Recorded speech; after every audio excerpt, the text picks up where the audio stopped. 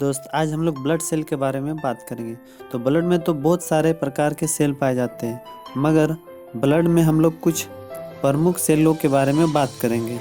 मतलब RBC, WBC और platelets के बारे में बात करेंगे। देखा जाए तो प्लेटलेट्स को थ्रोम्बोसाइट, रेड ब्लड सेल को इथ्रोसाइट और वाइट ब्लड सेल को ल्यूकोसाइट के नाम से जाना जाता है। उससे पहले हम लोग देख लेते हैं कि ब्लड में दो प्रकार के मेनली कंपोनेंट्स होते हैं। एक हो गया प्लाज्मा, दूसरा हो गया ब्लड सेल।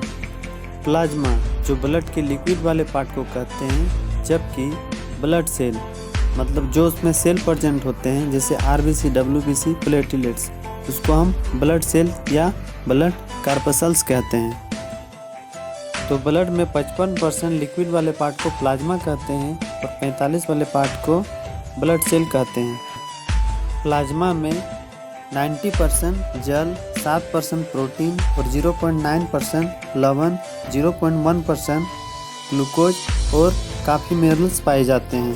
प्लाज्मा का मुख्य काम देखा जाए तो ब्लड को तैरने में मदद करते हैं। मतलब ब्लड सेल जो भी होते हैं, आरबीसी, डब्ल्यूबीसी, प्लेटलेट्स, ये सब को तैरने में मदद करते हैं। इसके अलावा पचे हुए भोजन को भी कैरी करने में मदद करते हैं, जो भी ग्लूकोज मिनरल्स जो भी है। इसके अलावा हार्मोन, फाइब्रोजिन नामक प्रोटीन जो ब्लड को थक्का करने में मदद करते हैं, ये भी पाए जाते हैं। अगर ब्लड में देखा जाए तो सबसे ज़्यादा मात्रा में रेड ब्लड सेल यानी इथ्रोसाइट पाए जाते हैं 90%। उसके बाद उससे कम संख्या में प्लेटलेट्स और सबसे कम संख्या में डब्ल्यूबीसी पाए जाते हैं। और प्लाज्मा में ही इन तीनों टाइप के सेल तैरने का काम करते हैं और ऑक्सीजन, मिनरल्स और कार्बन डाइऑक्साइड, इसके अलावा भी और बहुत कुछ चीज़ को कैरी करने में मदद करती है। अगर आरबीसी का देखा जाए मतलब इथ्रोसाइट, जो कि ऑक्सीजन और CO2 कार्बन डाइऑक्साइड को कैरी करने का काम करता है। मतलब लंग से, फेफड़ा से शरीर के विभिन्न भागों में ऑक्सीजन को पहुंचाने का काम करता है। और वर्क होने के कारण जो भी अपशिष्ट पदार्थ बना जैसे CO2, उसको वहाँ से फेफड़ा तक, कैपिलरी से फेफड़ा तक लाने में मदद करती है। और इस प्रकार फेफड़ा से नाक के थ्रू हम लोग का कार्बन डाइऑक्साइड बाहर चल जाता है और शुद्ध ऑक्सीजन हम लोग का नाक से होते हुए फिर ब्लड में आते हैं। ये एक्सचेंज होते रहती है। एक आरबीसी ऑक्सीजन के 4 अणु को लेके पूरा बॉडी में चलती है। अब हम लोग दोस्त बात करेंगे डब्ल्यूबीसी के बारे में, मतलब ल्यूकोसाइट। ल्यूकोसाइट ऐसे दो प्रकार के होते हैं, एक होते हैं ग्रेनुलोसाइट और एक होता है एग्रेनुलोसाइट।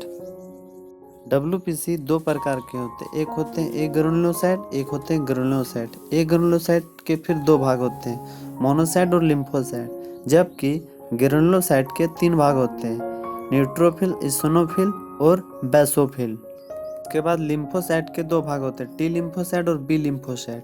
तो सबको हम बारी बारी से समझते हैं। तो मोनोसाइट ब्लड डब्ल्यूबीसी का सबसे बड़ा पार्ट को बोलते हैं मोनोसाइट। ये 1 लोब में होते हैं, मतलब इसका एक ही केंद्र होते हैं। डब्ल्यूबीसी को ट्रू सेल कहा जाता है क्योंकि इसमें केंद्रक पाए जाते हैं, जबकि आरबीसी को फॉल सेल कहा जाता है क्योंकि उसमें केंद्रक नहीं पाए जाते हैं। इस प्रकार सभी सेलों में अलग अलग लोबों की संख्या होती है। और देखा जाए तो सबसे ज़्यादा लोब की संख्या न्यूट्रोफिल और इओसिनोफिल में पाए जाते हैं।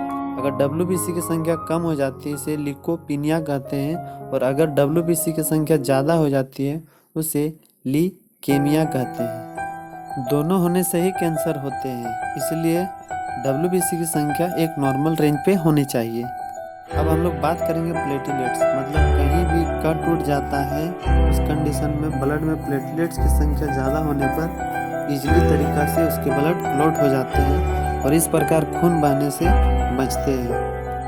ब्लड में प्लेटलेट्स की संख्या 4 से 5 लाख होती है। ये केवल स्तनधारी मतलब मेमोरिया में ही पाए जाते हैं। इसमें केंद्रक नहीं होते और बोन मैरो में इसका निर्माण होता है।